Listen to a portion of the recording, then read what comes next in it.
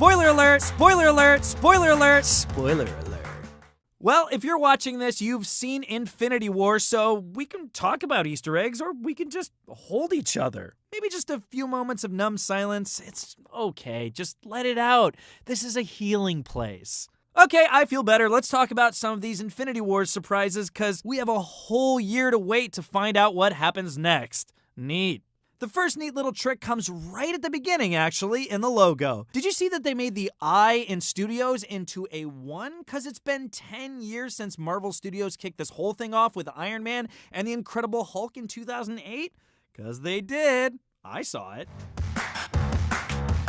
Thanos' origin story may have been original for this movie, but a number of plot threads and goings-on in the film are at least light references to the original comics. Thanos snapping his fingers to wipe out half the universe's population is a memorable visual from the comic books, as is Doctor Strange's creepy needle torture by Ebony Maw and Peter Parker's snazzy new Iron Spider suit. Right off the top, before Thanos really starts laying waste to everyone we've come to know and love, Tony Stark and Pepper Potts are talking baby names. Tony drops that he'd consider naming a kid after a certain eccentric uncle, Morgan. Could this be a reference to the Morgan Stark of Marvel Comics, a minor Iron Man villain who's always wanted to wrest control of Stark Industries for himself? Maybe, just so long as there's no follow-up questions. Later, Thor refers to the Avengers as Earth's mightiest heroes, a name first given to the group way back in their 1963 comic book debut. Back then, the crew consisted of Ant-Man, the Hulk, Iron Man, Thor, and the Wasp. Hey, wait a minute, aren't those the same characters who are left out of this movie, or left non-vaporized at the end of this movie? That's weird. Probably just a coincidence. What's not a coincidence is Thor's new toy being named Stormbreaker. In the comics, it wasn't an axe, but a hammer created by Odin and wielded by the alien warrior Beta Ray Bill. By the way, there was another shout out to Beta Ray Bill in Thor Ragnarok. He was one of the champions featured on the Grandmaster's Palace. Are they trying to tell us something?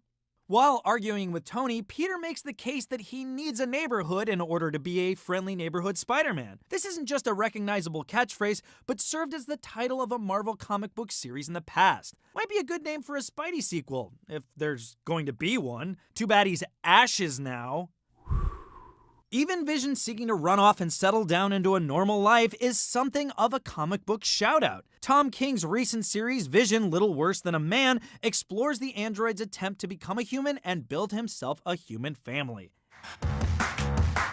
Beyond just the world of Marvel Comics, Infinity War throws out references to the entire universe of pop culture. Or, well, the half of the universe of pop culture that's left. Stark compares Ebony Maw to Squidward from SpongeBob during an early encounter. At another point, Doctor Strange asks Tony if Peter Parker is his ward. A seeming cross-comic publisher shout-out to Dick Grayson and Bruce Wayne's special relationship. Now, before Infinity War came out, directors Joe and Anthony Russo promised it would contain a shout-out to TV's classic Arrested Development. Well, you'll be pleased to know that they have not made a huge mistake. Never knew Tobias Funke, the character played by David Cross, is on display in the Collector's Ruin Museum wearing his familiar jean cutoffs. He even apparently blew himself before the movie.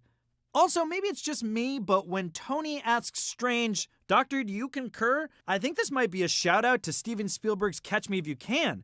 That movie finds Leonardo DiCaprio's con man using the same phrasing. Dr. Harris. Yes? Do you concur?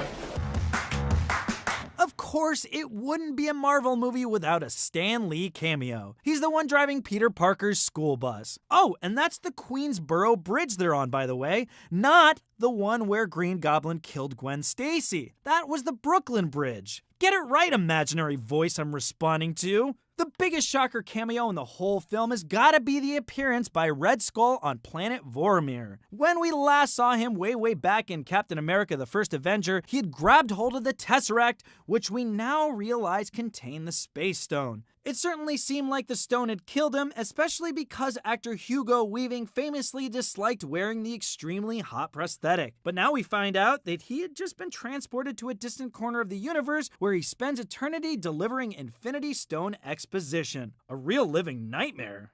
This was maybe not a cameo, but it was certainly difficult to spot her. Did you notice Fargo, The Leftovers, and the post-star Carrie Coon in the movie? She played Proxima Midnight, one of Thanos' children, who takes on Black Widow, Okoye, and Scarlet Witch in Wakanda. Yeah, wow, she's almost unrecognizable behind that helm. And in our grand finale post-credits sequence, Samuel L. Jackson makes his mother-effing glorious return as Nick Fury alongside Kobe Smulders as former S.H.I.E.L.D. agent Maria Hill. We haven't seen her since Age of Ultron either, just so you know.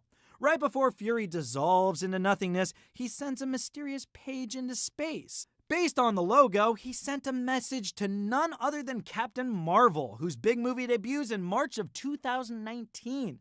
So we only have to wait, another year again. Curse you, Feige!